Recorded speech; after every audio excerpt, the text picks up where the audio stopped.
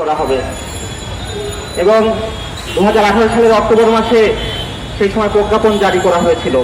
শিক্ষার্থীরা সেই সময় কোটা সংস্কারের দাবি করেছিল, প্রধানমন্ত্রী কোটা বাতিল করেছিল। সেই সময় প্রধানমন্ত্রী কোটা বাতিল করলেন, আর আজকে যারা কোটা সংস্কারের দাবিতে আন্দোলন করছে তাদেরকে রাজাকারের নাতি বলা হচ্ছে। এটা সরকারের দ্বিচারিতা নয়। কোটা ব্যবস্থা বাতিল করলেন প্রধানমন্ত্রী নিজে, আর আজকে শিক্ষার্থীরা যখন এই সংস্কারের দাবিতে আন্দোলন করছে হাইকোর্টের রায়ের প্রেক্ষিতে, তখন তাদেরকে রাজাকারের নাতি বলা হচ্ছে।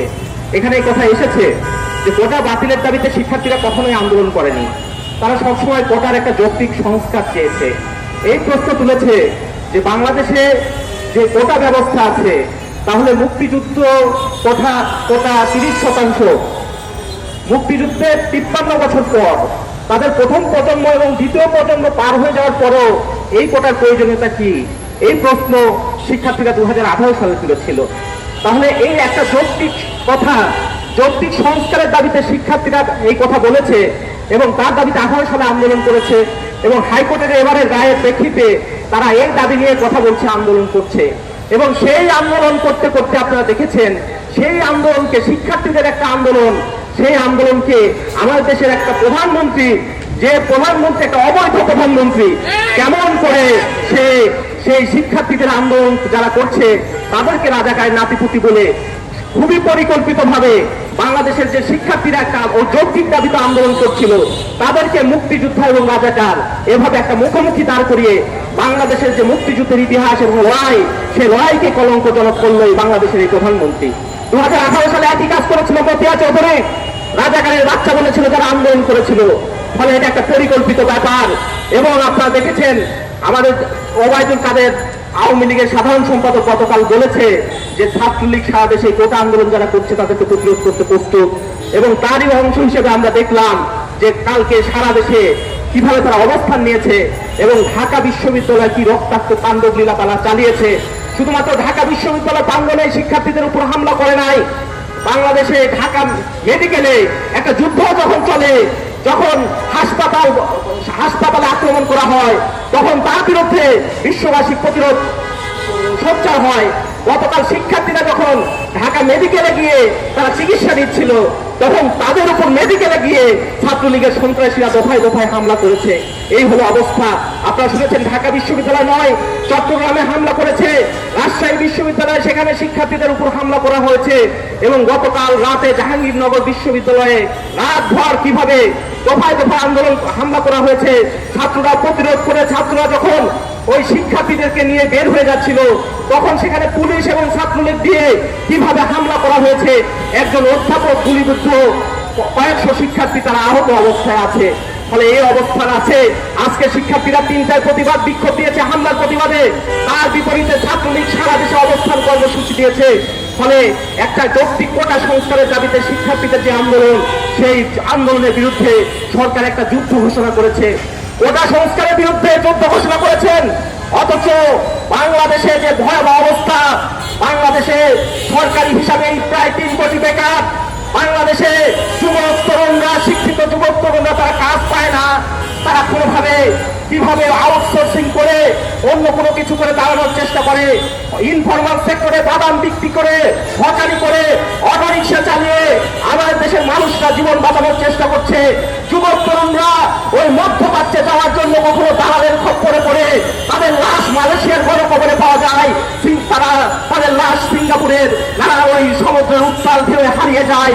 এই হচ্ছে বাংলাদেশের যুবক তরুণদের অবস্থা। বিশ্ববিদ্যালয়ের শিক্ষার্থীরা আত্মহত্যা করতে বাধ্য হচ্ছে, কাজ নাই বলে, চাকরি নাই বলে।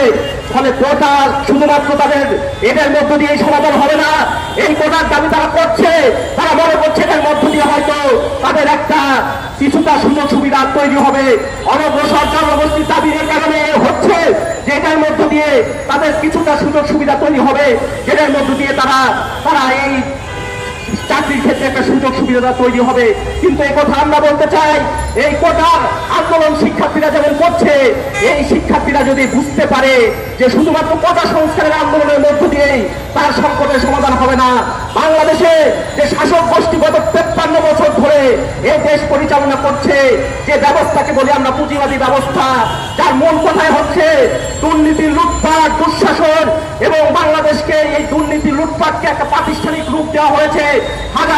টাকা বিদেশে পাচার করা হচ্ছে, প্রধানমন্ত্রী দুর্নীতির বিরুদ্ধে জিরো টলারেন্সের কথা বলছে, অথচ এখানে সংসদে কালো টাকা সাদা করা, এখানে বৈধতা দেওয়া হচ্ছে। এই অবস্থার কারণে যে একটা ভয়াবহ দুর্নীতির চিত্র, সেই চিত্র যদি তারা বুঝে, তারা যদি এই কথা বুঝে যে জন প্রশাসনের এখনো যে শূন্য, এখানে যে শূন্য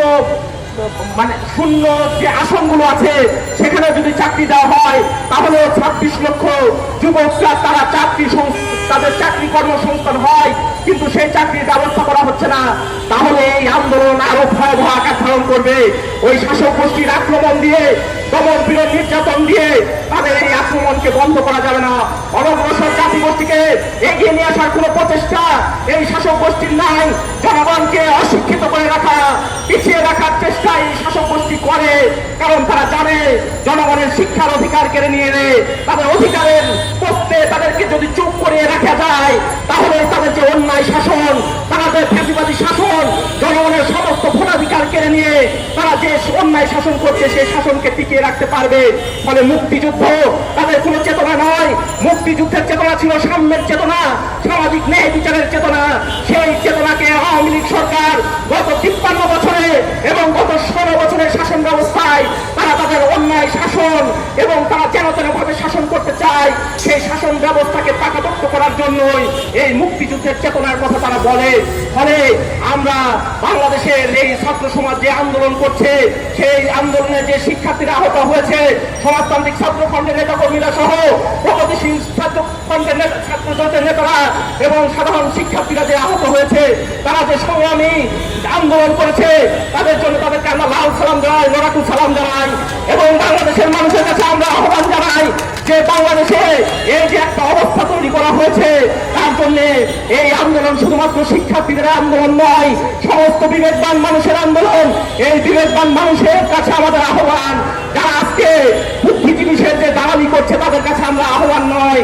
অনেক শিক্ষককে তো দেখছি এই শিক্ষার্থীদের পক্ষে তারা দাঁড়াচ্ছে না, তারা ওই কোটা সংস্কার আন্দোলনকে নানানভাবে প্রশ্নবিদ্ধ করার কথা বলছে।